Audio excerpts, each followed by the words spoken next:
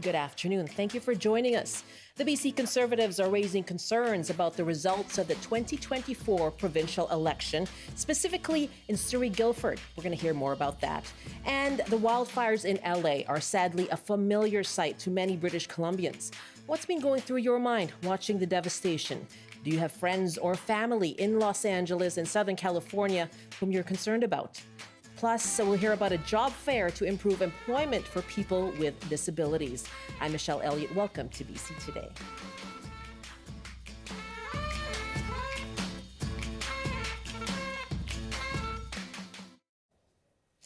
BC Conservative leader John Rustad is raising concerns about the 2024 BC election, specifically the results in Surrey-Guildford. That's where, after a judicial recount, NDP candidate Gary Begg won by 22 votes over BC Conservative Party candidate Honveer Singh Randhawa. The Conservative Party is alleging irregularities that include 21 mail-in ballots from a care facility. And here's Party Leader John Rustad. One of the more serious issues we have found was associated with a care facility, a seniors' home, where 21 mail-in ballots were cast. Mail-in ballots where the voting station was just 80 meters across the road from where this facility was located. And individuals in that facility have come forward with affidavits with regards to voting, regards to what happened associated with that. There's concern that these votes, that a third party has come in and been partaken and part of how these votes were cast and done. It is a serious concern that needs to be looked into with regards to an investigation. Now, Rustad is repeating a call for an independent review. Elections B.C. issued a statement yesterday saying the complaint is under review. We'll get into some more of the details of the complaints raised today and the bigger picture of this as well. Joining me now is Hamish Telford, Associate Professor of Political Science at the University of the Fraser Valley. Hamish, good afternoon. Good afternoon, Michelle.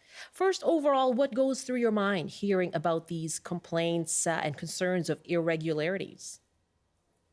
Yes, obviously, with the narrowness of victory in this riding, just 22 votes, the Conservatives have been doing some digging, and they have dug up some things which on the surface are concerning. I think there's perhaps prima facie evidence, sufficient evidence to apply to a court to have the result determined invalid. It'll be up to the court to determine how solid that evidence is. Just because there were mail-in ballots from a care home near a voting station is not, in my mind, sufficient. We're going to need much more evidence than that. Everyone's entitled to a mail-in ballot. Everyone who's a citizen and 18 years old and lives in a riding is entitled to vote, and that includes people who are seniors or disabled. So the judge or court will really have to dive into that evidence and determine if it's sufficient to warrant overturning the result and declaring it invalid. Let's go through that because it seems to be the main concern raised today. And this is about the facility called the Argyle Lodge. And in that clip, John Rustad called Argyle Lodge a care facility or seniors' home. The press release from the Conservative Party this morning calls it a licensed addiction and substance abuse recovery facility. Meanwhile, the Fraser Health website calls Argyle Lodge a community residential care facility. So we're trying to sort that out. CBC has tried calling them, but hasn't reached anyone yet. Now, so we're seeking comment from Argyle Lodge as well. And the Conservatives' complaint says Argyle Lodge is across the street from Guildford Park Secondary School, which was the nearest polling station, just 80 meters away. And they allege some residents of Argyle Lodge deny requesting a mail-in ballot or being aware that a provincial election was even taking place.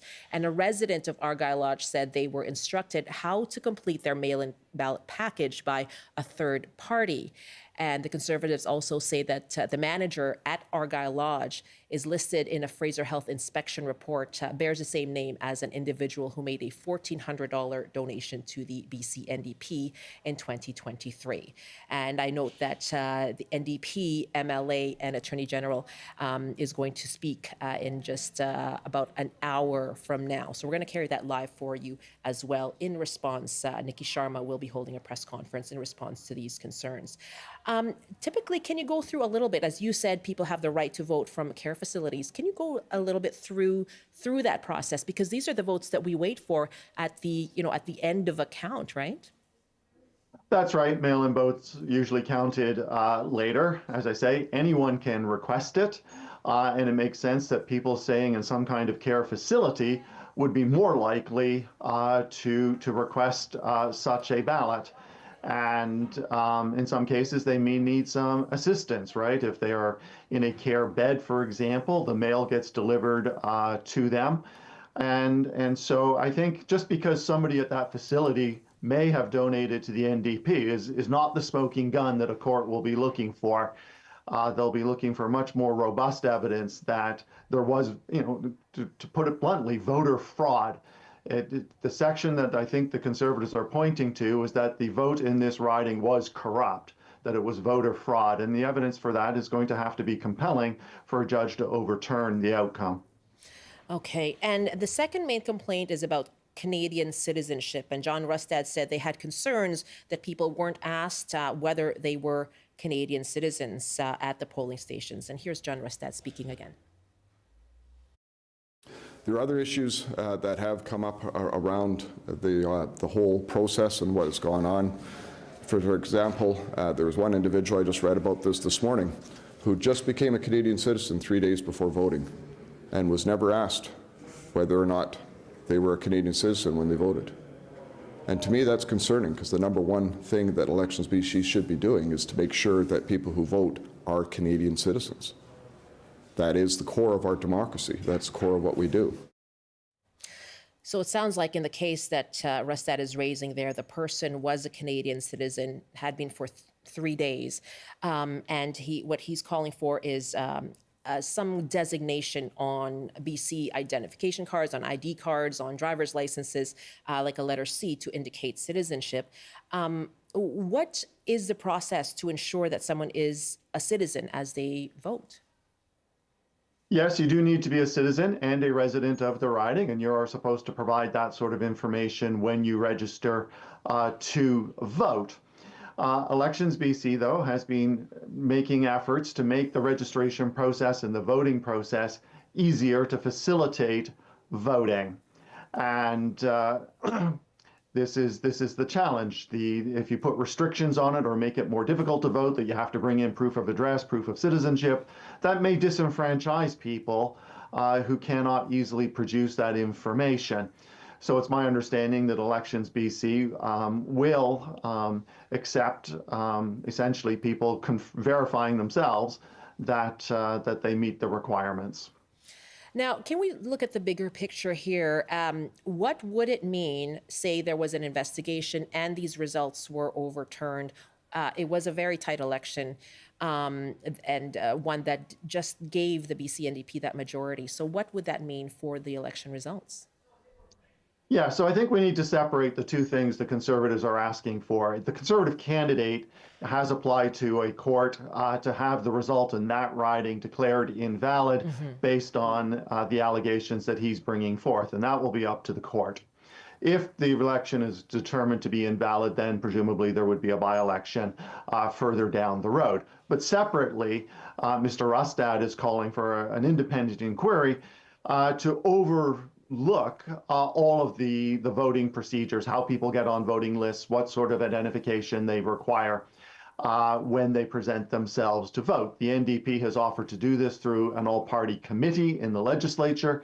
The Conservatives are asking for the government to appoint presumably a judge to head up an independent committee or inquiry to look into these matters.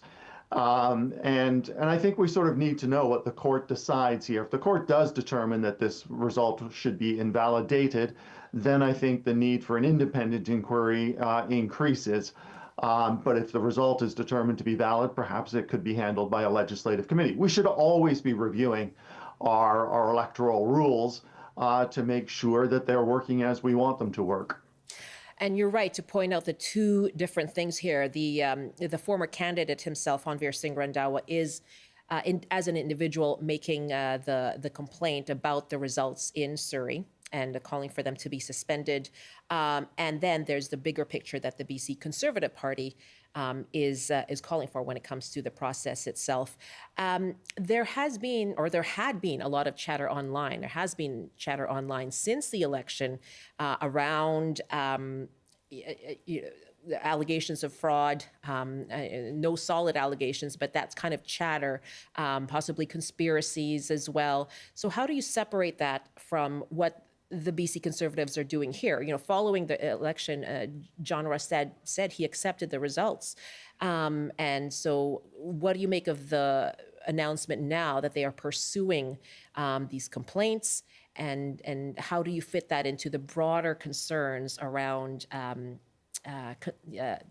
debate around the integrity of the election process?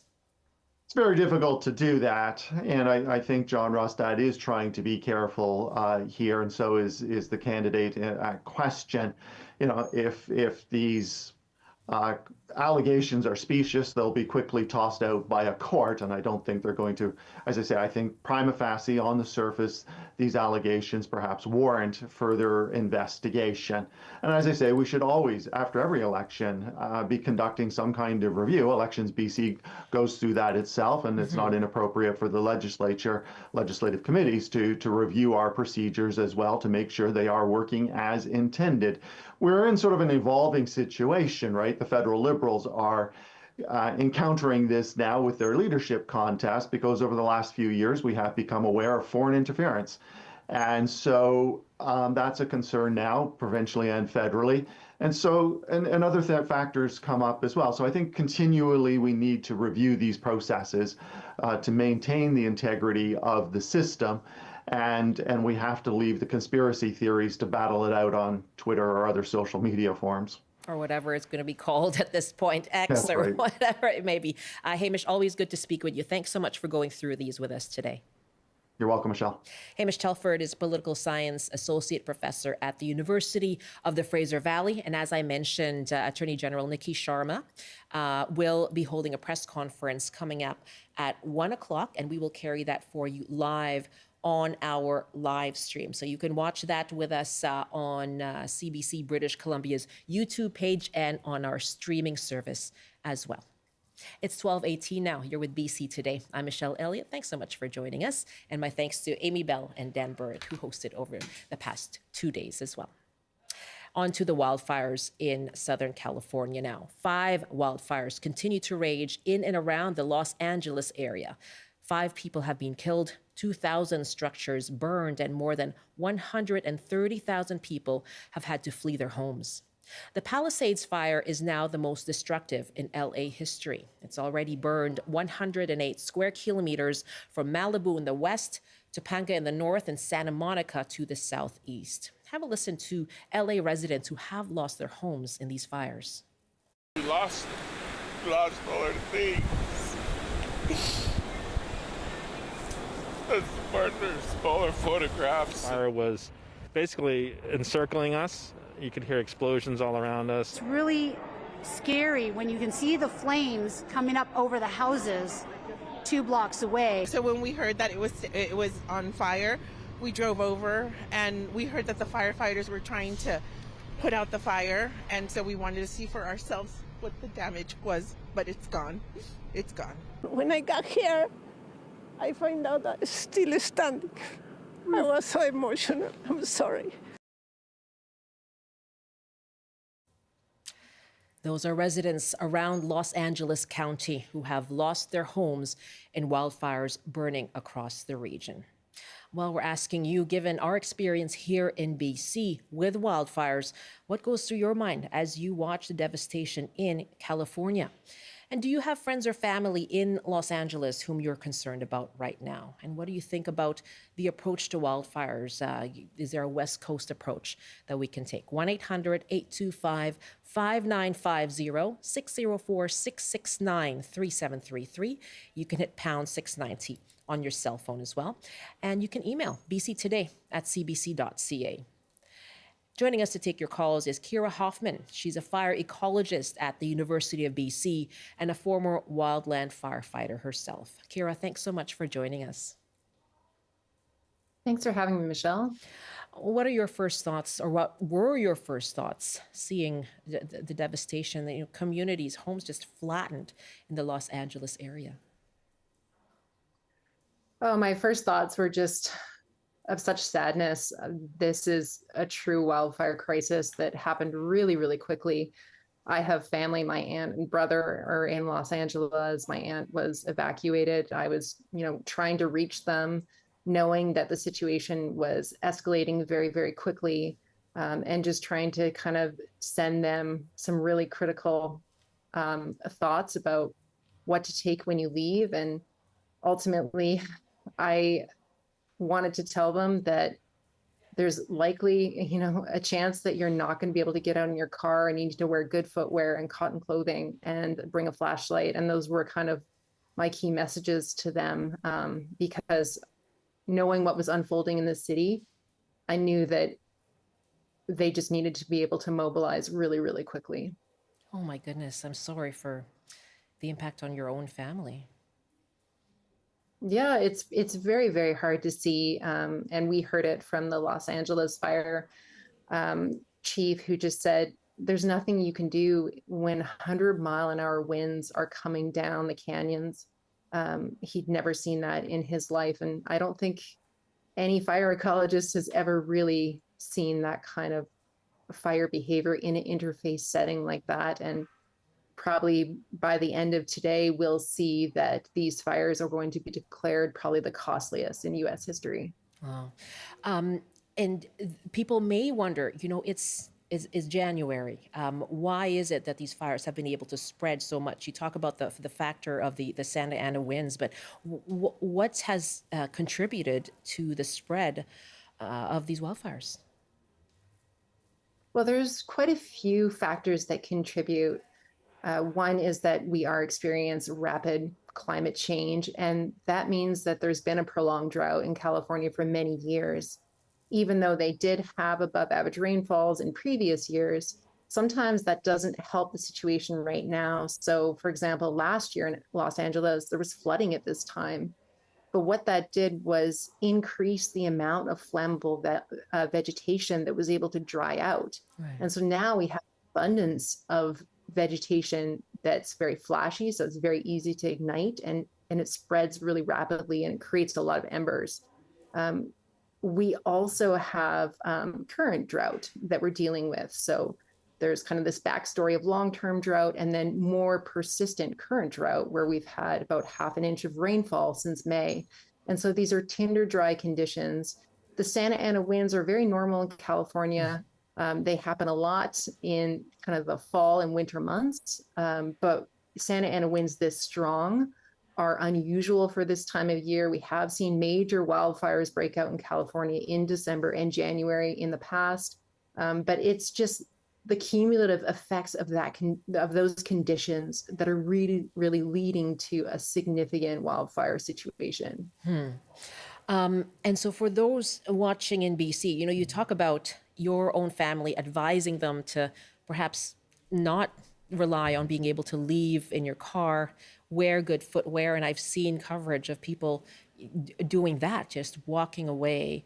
I don't remember that in our main wildfires here. People pack up when they get the warning to go. Usually we see the coverage of people packing up their trucks. What do you make of that difference? Or is that a fair comparison? It is a fair comparison because the greater Los Angeles area has about 30 million people in it. That's almost the equivalent to the population of Canada. And so they're trying to evacuate mass amounts of people, and there isn't a lot of infrastructure. So even though people are ready to go, there's nowhere to really send them. You know, we deal with a lot of gridlock when there's fires in the north and the east and the west part. And then, of course, you have the ocean. And so California can be a very difficult place to leave, you know, Southern California, when it's not designed to deal with that capacity of evacuation happening all at once. Yeah, it really is something that hits home, sadly, when we watch it here, but there are those very striking differences as well. My guest is Kira Hoffman, who is a forest ecologist, a fire ecologist, a former wildland firefighter as well. She's joining us from UBC, and we're taking your calls, asking you what's going through your mind watching the devastation in Southern California, wildfires that have caused the deaths of at least 5 people so far, have ravaged communities. Let us know what's going through your mind as a British Columbian. And if you have connections, friends or family in LA, in that region, give us a call and let us know what kinds of conversations you're having with them. Our number is 1-800-825-5950, 604-669-3733. You can hit pound 690 on your cell phone as well. And you can email bctoday@cbc.ca. And we'd love to hear from you. We're going to have some calls coming up in just a couple of moments. Bob in Princeton in the interior is going to join us in just a moment here. But Kira, just in 1 minute here that I have, how is your family doing? They are doing well. So they were able to go and stay with family in LA. So they were in the Santa Monica area and, you know, feeling the effects of the Palisades fire. I think that people were very fortunate that the winds didn't push into, you know, the greater city area of Los Angeles while they had to deal with multiple outbreaks of new fires. So the Hollywood Hills fire, for example. To put this in perspective, these are not kind of rural areas at all.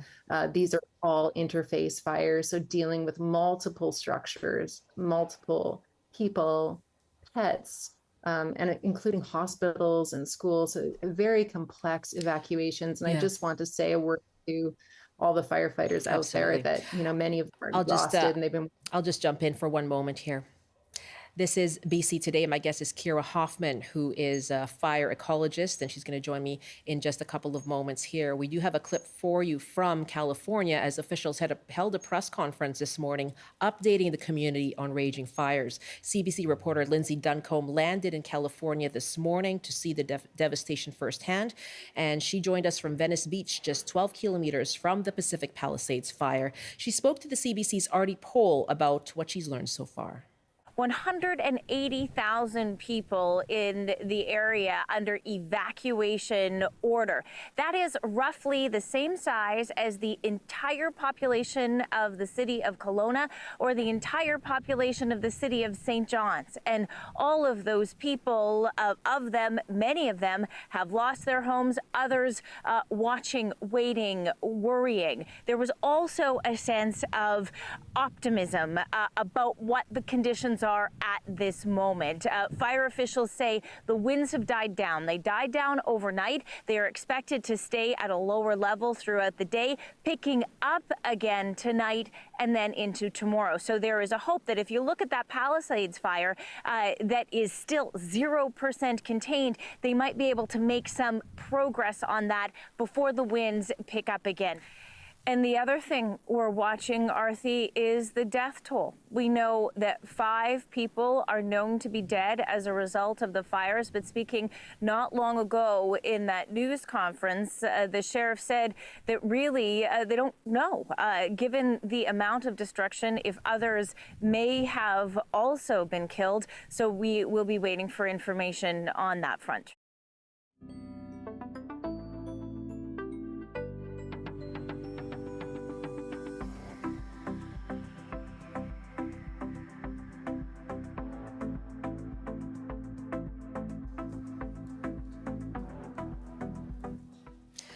This is BC Today, and we're with Kira Hoffman, a fire ecologist. And Kira, you were speaking just now. I apologize for jumping in.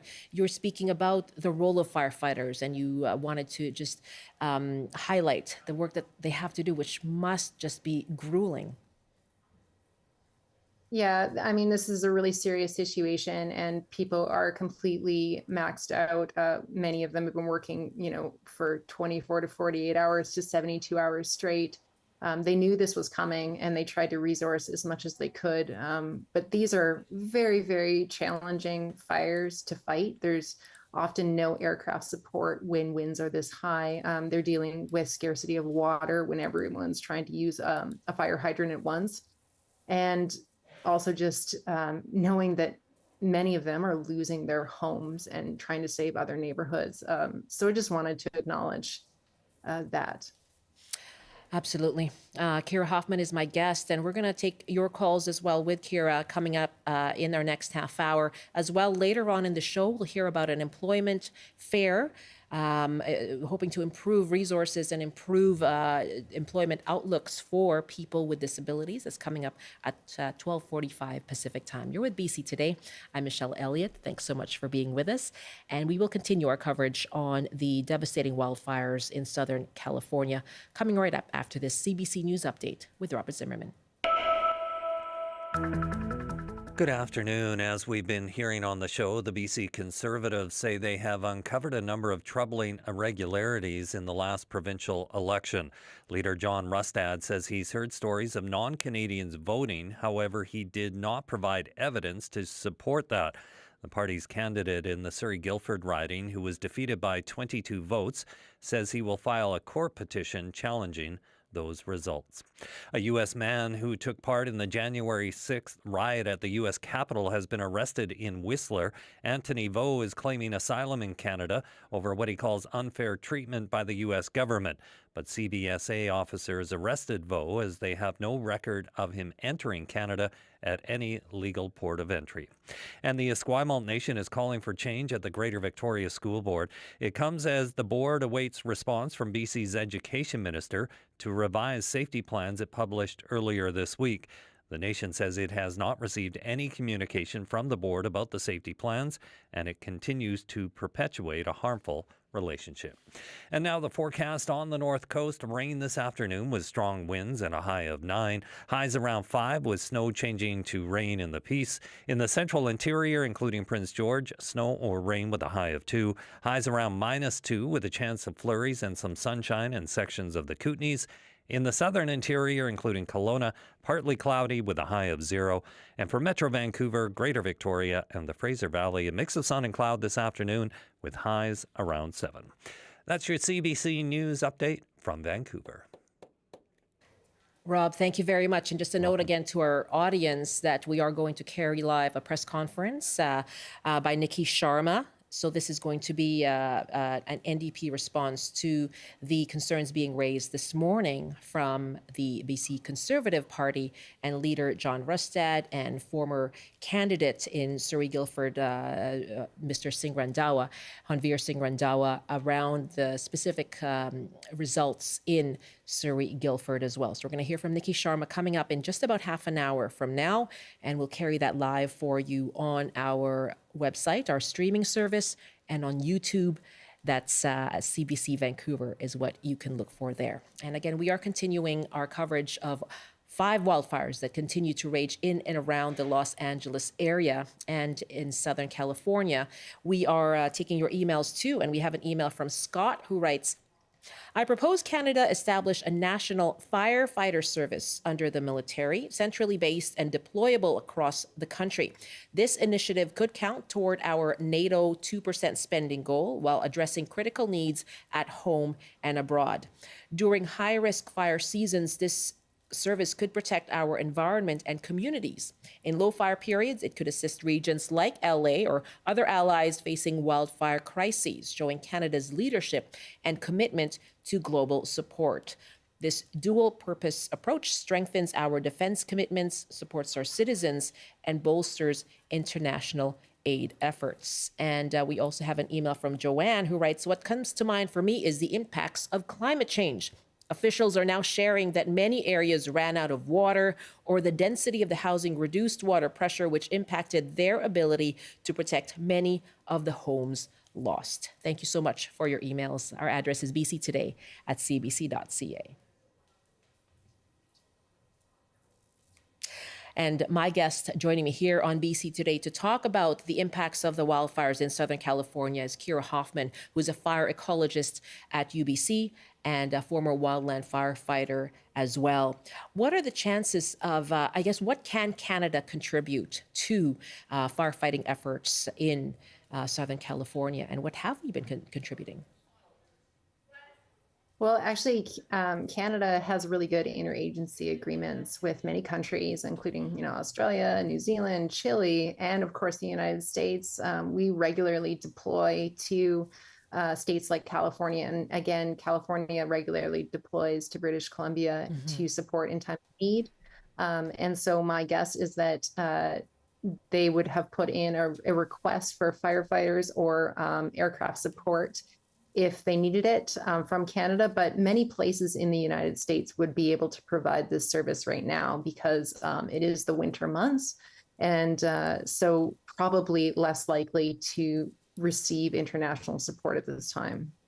Let's take your calls now. Chris is on the line in Victoria. What goes through your mind watching the devastating fires in Southern California, Chris? Thanks, Michelle. Can you hear me okay? Sure can. Go ahead. Yeah, obviously, what we're seeing and hearing is incredibly sad, it's depressing, it's impactful. I wanted to call it that we're regularly seeing these events and hearing them referred to as devastating, unprecedented, the worst I've seen in my career. And a lot of people look at these and are incredibly saddened, as I am, and we may think, I wish there was something I can do. And I think there is something that absolutely everyone can do. And I think that it's around choosing to elect government officials who believe in the climate crisis that's causing these worsening conditions, and who will actually enact policy solutions to reduce our impact on the climate. Now, this may not fix these issues right now or tomorrow, but if we don't do something to change how we are impacting the global climate, primarily, in my opinion, through the officials that we elect and the decisions that they make, I think this is just going to continue to get worse and worse and more frequent. And, I have a thought in my head that we have a lot of people south of the border who are looking at this saying, it's absolutely terrible, these poor people. But these are the same people that probably voted for Donald Trump and with his concept of drill, baby, drill. It's backward to me in that this is just obviously getting worse and worse and worse, yet we're going in the wrong direction with our political choices on how we can affect this long term. Chris, thank you so much for weighing in. And Mike is joining us now from Kelowna with, of course, a lot of experience with wildfires there. Hi, Mike. Hello, Michelle. Thanks for calling in. What's going through your mind? Indeed. Well, my heart is out. I've got a good friend in Pacific Palisades who lost his home. And his neighbor who I'm assuming survived because he uploaded the video, and it's a viral video now of two guys sound like they had South African accents in what looked like a fishbowl, an aquarium of fire outside.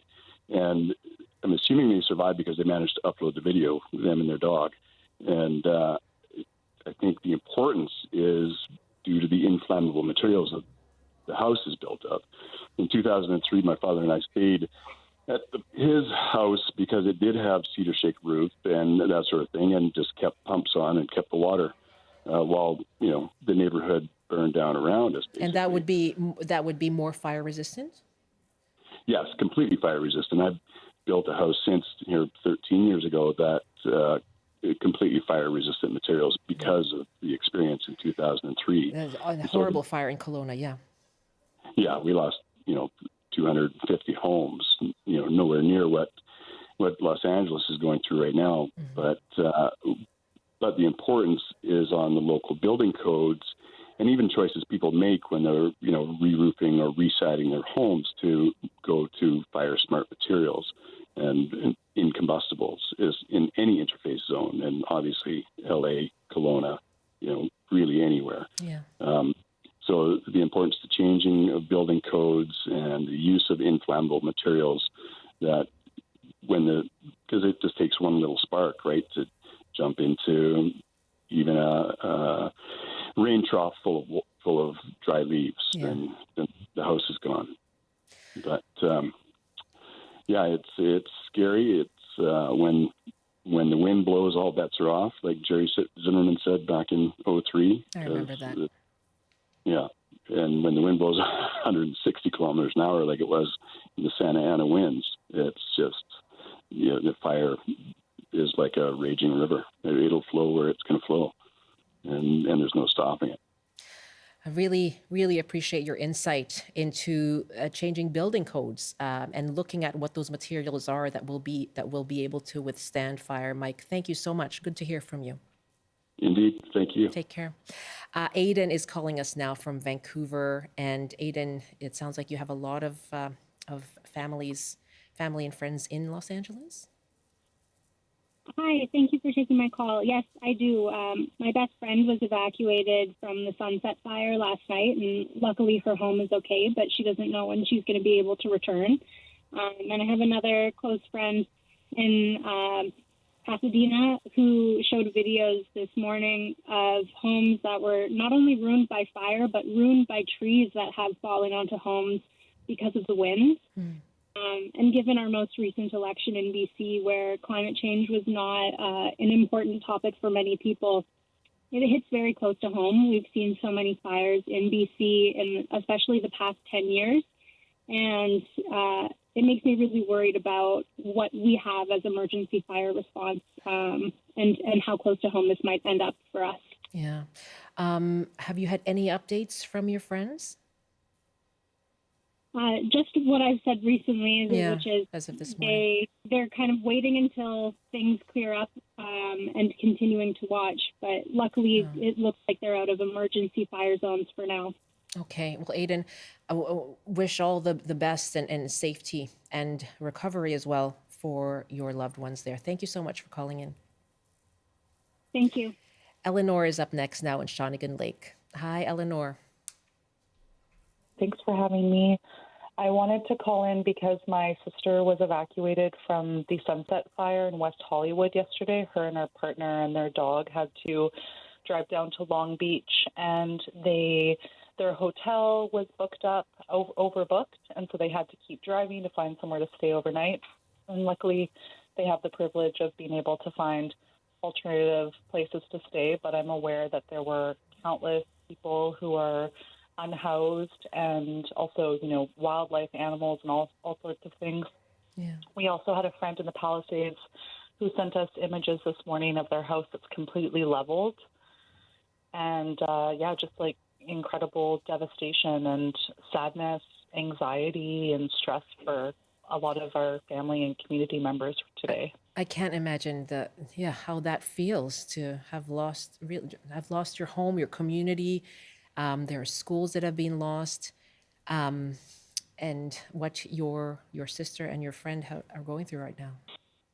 Yeah, I think it was really remarkable to see. I was watching a lot of different American news sites yesterday reporting live, and lots of people calling in with options like for livestock and animals to be boarded for free. From the people who were evacuating with their animals. And I also saw that there was an organization that was offering free accommodation in their space. So I also see that there's like a lot of, community galvanizing. And I think that's really, really powerful and speaks to the strength of LA community. But my heart is really going out to these homeowners. Like right now I'm looking at this photo our friend sent us, and it just says Palisades, Alphabet Street, and there's not one house left standing. No. Like it is leveled. These are people's homes. Yeah. Eleanor, I wish all the best for your sister who's had to evacuate from West Hollywood, and your friend as well. I hope they get all the resources and help that they need. Thank you, and thank you for your amazing coverage. Appreciate it. Thank you for your call. That's Eleanor at Shawnigan Lake. Wow. Thank you for sharing your accounts your opinions and your accounts of what people have been going through that you have connections with in Southern California. I'm going to go back to our guest now, Kira Hoffman, who is a fire ecologist. I have a question here, Kira, because we heard about kind of the politics of this, right, around climate policies, and something that we're hearing from President-elect Donald Trump is about this diversion of water from Northern California that he says could be used in Southern California. And Mark in Maple Ridge is writing, can your guest explain the notion I keep hearing about regarding water being kept from the state because of saving a fish? In Washington and Oregon, Trump ran on turn on the tap. So can you explain, the logistics around that? Can't really explain the logistics around that. I mean, I really want to look at kind of the science-informed side of climate change.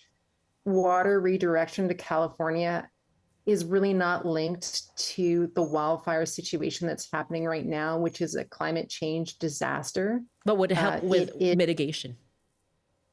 With mitigation, so fighting the fires, these are fires that would not have changed significantly if they'd had water resources to fight it. The winds are so strong, there's no aircraft support. And so the probability of a different outcome with a lot of water, I just don't think we would have seen that. These fires are moving so incredibly fast, wind-driven fires, they're incredibly dangerous. And it's very, very dangerous to put firefighters in the direct line of fire suppression when these are happening.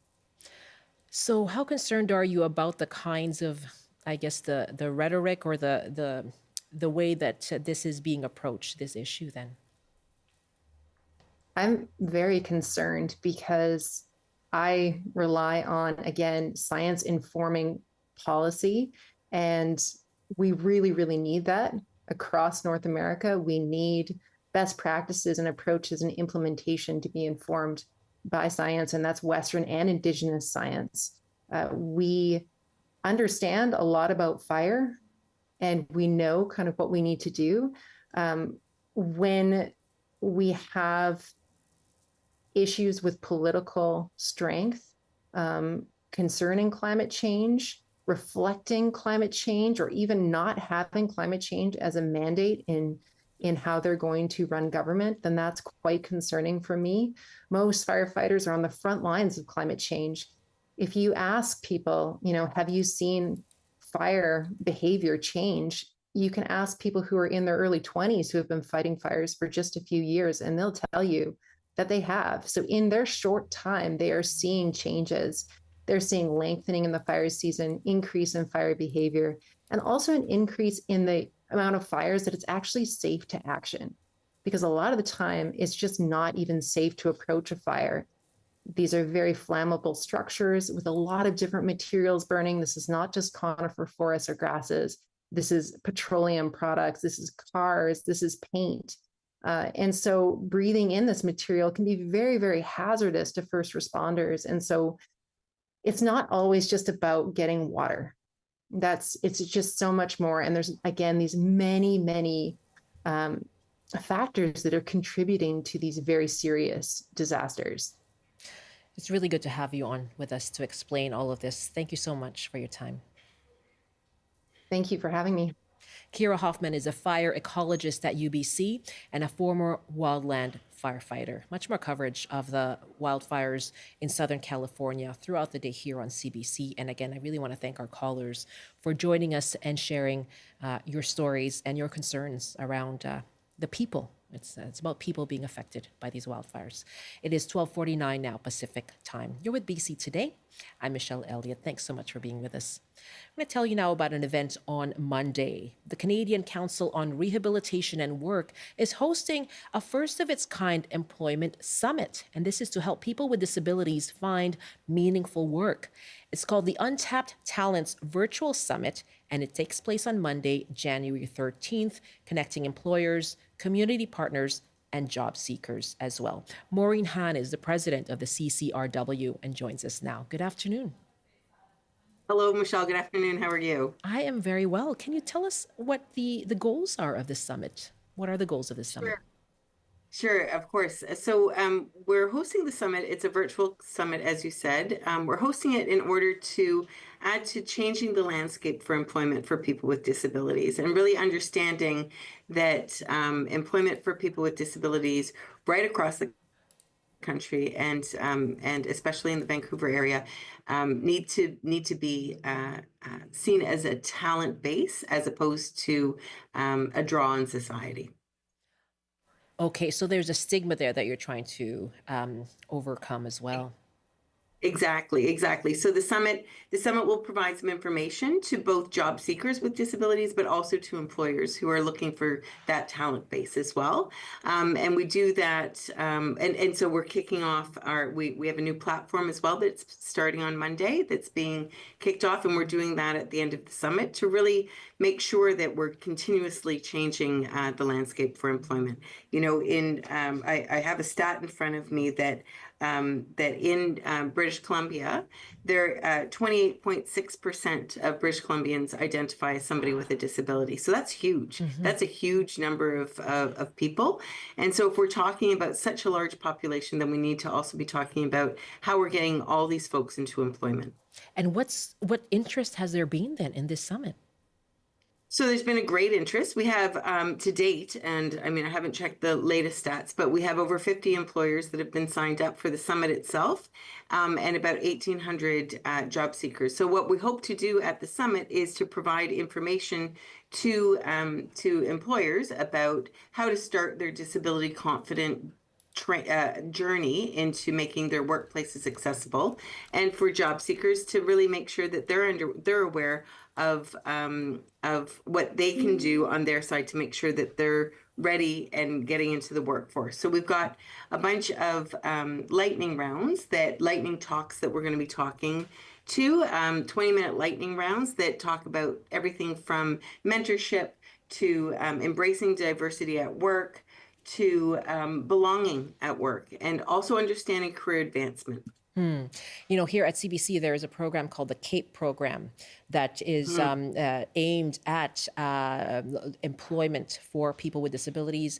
And Kathy Brown, my colleague, has been working on that, and she spoke about it at a recent awards program as well. What is the incentive for employees to put in place these kinds of programs?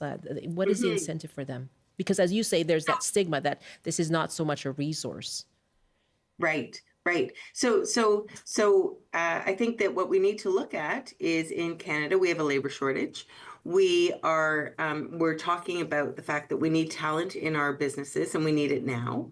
And in order to do that, businesses need to make a shift. Businesses need to shift from their old way of thinking, their old way of doing things, into some new way of doing things, so that they do attract and are able to sustain an inclusive workforce. So some of the things that we can talk about for businesses and for employers are to make sure that their policies, for example, that their policies are inclusive by design.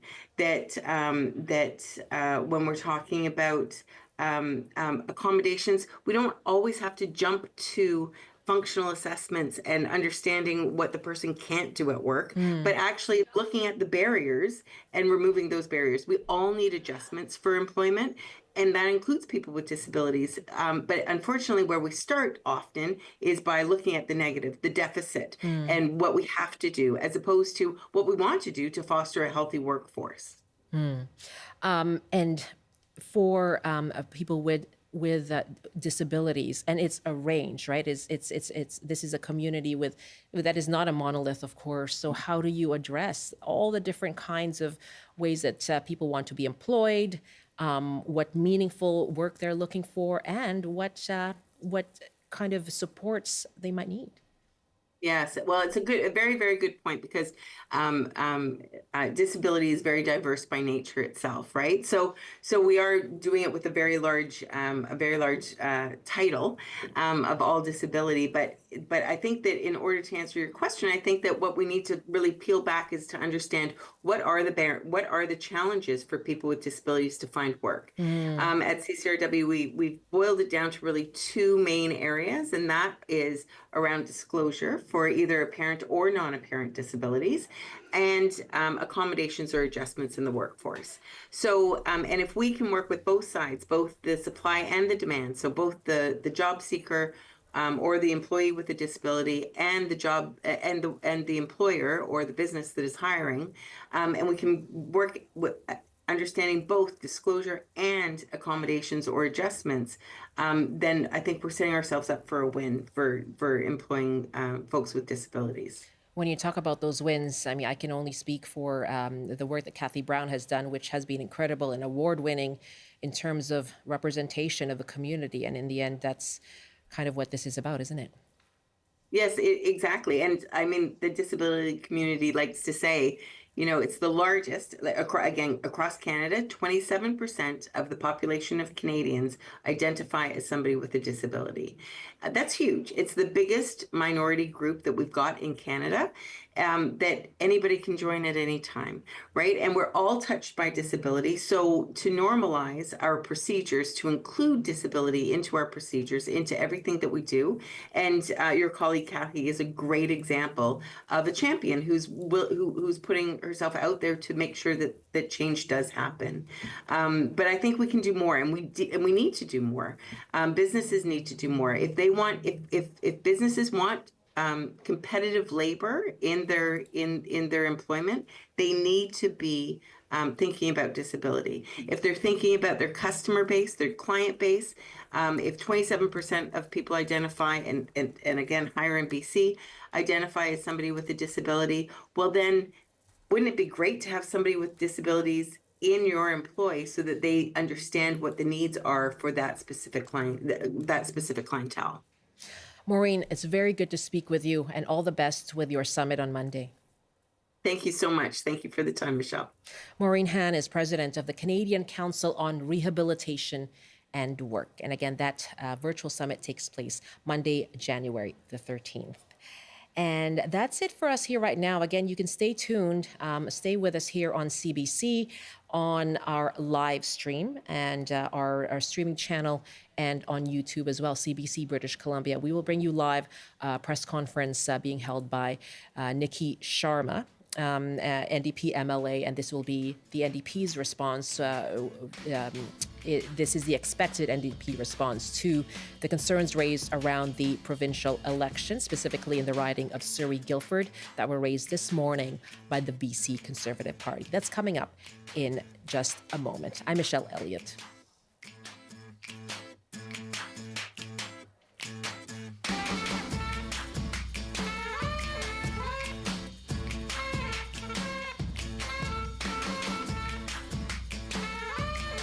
And again, you can listen to the show again on our CBC Listen app. Watch us on demand on the CBC British Columbia YouTube page. You can email us with any of your thoughts as well. bctoday@cbc.ca. I'm Michelle Elliott. Thank you for all of your calls and your emails today. Really appreciate hearing your thoughts and your stories. And always good to have you on the show. Thanks for joining us on the program.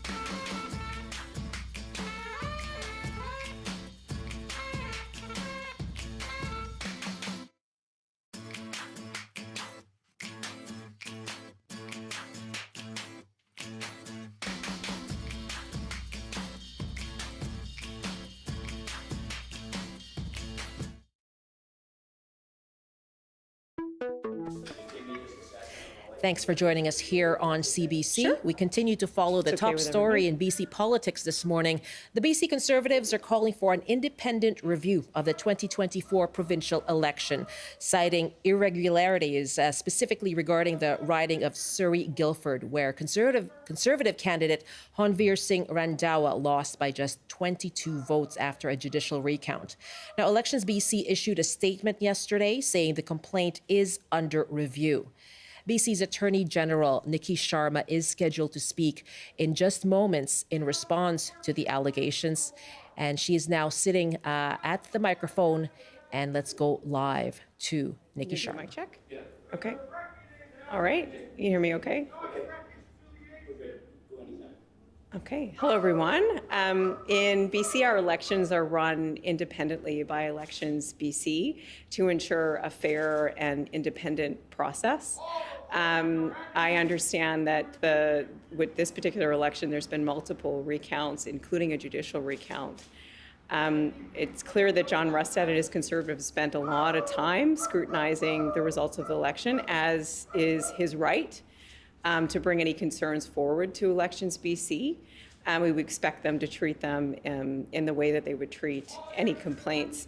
I do find it interesting that he didn't name the party that in the court action that's coming forward. So they refused to put their name to that court action. And you know what? We as a government are focused on the issues that matter to British Columbians, including the threats of the tariffs that may be coming with a new president and all the other issues that we know British Columbians care about. What was your reaction when you heard about what was your reaction when you heard about the Conservatives voting for irregularity there? Sorry, I can hear.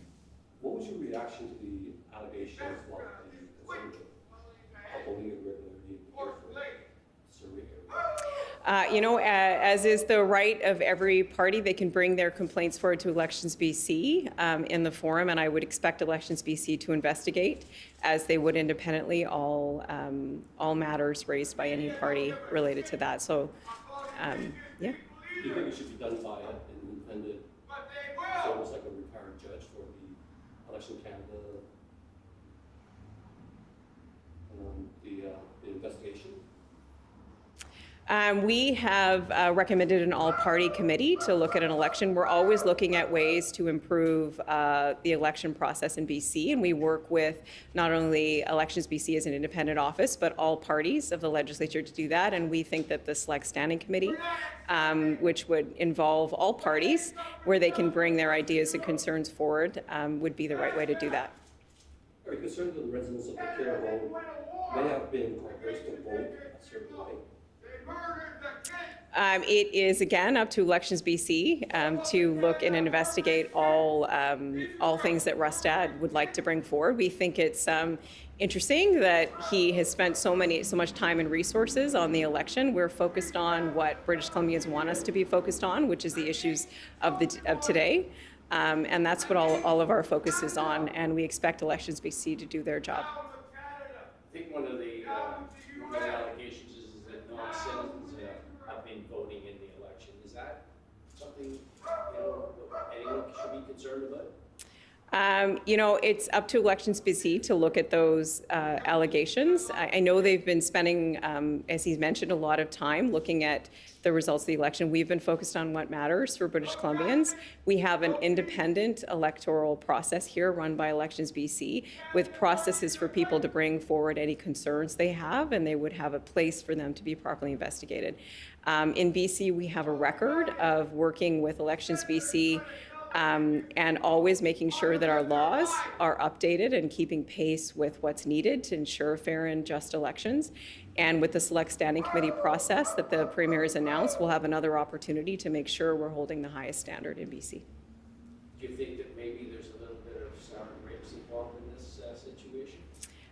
Well, he did accept the results of the election, along with the fact that scrutineers and his party was involved in the judicial recount.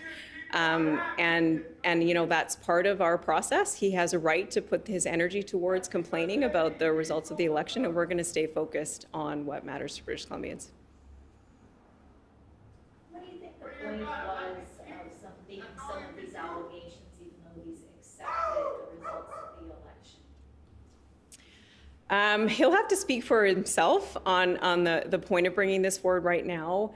What I know is that British Columbians want us to work together, as the Premier is doing with other premiers across the country, to get ready for any threats faced by the United States. They want us to make sure that the systems here are working for them, and we are going to continue to focus on that. Are you concerned about any distraction or confusion that these allegations may cause and sort of confidence in the government from people in BC? Well, I want to assure British Columbians that as a government, we have been solely focused on ensuring that our electoral rules are set up in place to keep us at the front edge of protecting our democracy. We have an independent system through Elections B.C. that has a variety of tools to ensure that everybody's following the rules, and we need to trust those systems and stand behind them. One more question for my reporter. Elections BC doesn't ask for potential voters to prove of Canadian citizenship. It has previously told City News it's an honor system. Do you think that is something that should be changed? You know, I think the balance that we always look for elections and election rules is to make sure that all eligible voters can vote. And that means setting up the requirements to ensure that we can verify they're eligible voters, but also there aren't strict barriers that would block people from voting. I think we're always looking at that balance, and the Select Standing Committee that we would launch would have another opportunity to make sure we're and all parties bringing their ideas forward to see, you know, if that is hitting the mark. Okay. Okay. Can you summarize in? That is Attorney General Nikki Sharma responding to this morning the BC Conservatives raising concerns about the 2024 provincial election and calling for an independent review, citing irregularities, and a complaint filed in court as well by the Conservative candidate in Surrey-Guildford during that election, Honveer Singh Randhawa. There was a protester shouting outside the office as well, as you might have heard. This is at her constituency office in East Vancouver. Her riding is Vancouver Hastings. Nikki Sharma saying there that elections are run independently by Elections BC. There were multiple recounts. She also said it's clear to her that John Rustad spent a lot of time scrutinizing the election results, as is his right. And she also went on to say that she found it interesting that the Conservative Party did not put their name to that court action. Now, she said that she would expect Elections BC to investigate the complaint, and we did hear that from Elections BC in a statement yesterday. Sharma also saying that the Select Standing Committee that involves all parties is a place to review the elections process. And when asked if she was concerned that this would affect people's confidence in the elections process, Sharma referred to the independent process again at Elections BC, saying there's a need to trust and stand behind those systems. Much more coverage of the complaints and concerns raised by the BC Conservative Party around the results of the 2024 provincial election. You'll hear them and see them throughout the day here on CBC. Just go to our website, cbc.ca/BC. Much more on your afternoon shows, and of course, the evening news at 6 p.m. and 11 p.m. I'm Michelle Elliott. Thank you so much for joining us.